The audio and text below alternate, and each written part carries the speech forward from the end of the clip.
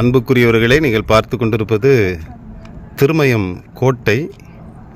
அந்த காலத்தின் கலைநயத்தை நீங்கள் பார்த்து கொண்டிருக்கிறீர்கள். அதை சுற்றிலும் அந்த நகரத்தின் காட்சியை நீங்கள் பார்த்து கொண்டிருக்கிறீர்கள். மிக அருமையான நல்ல ஒரு வியூ பாயிண்ட்.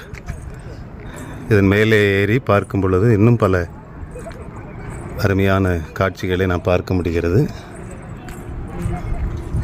இது பார்வையாளர்கள் முன்னே சென்று பார்த்து கொண்டிருக்கிற ஒரு சிலரை நீங்கள் பார்க்கிறீர்கள்.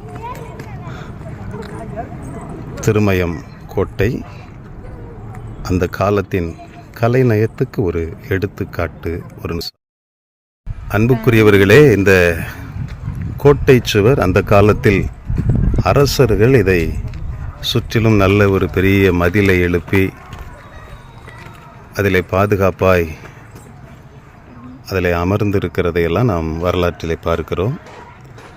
ஆனால் ஆண்டவருடைய வசனம் சொல்லுகிறது, கர்த்தரே நமக்கு அரண், அவரே நமக்கு கோட்டை. நான் கர்த்தரை நோக்கி, நீர் என் அடைக்கலம், என் கோட்டை, என் தேவன், நான் நம்பியிருக்கிறவர் என்று சொல்லுவேன். சங்கீதம் 91:2.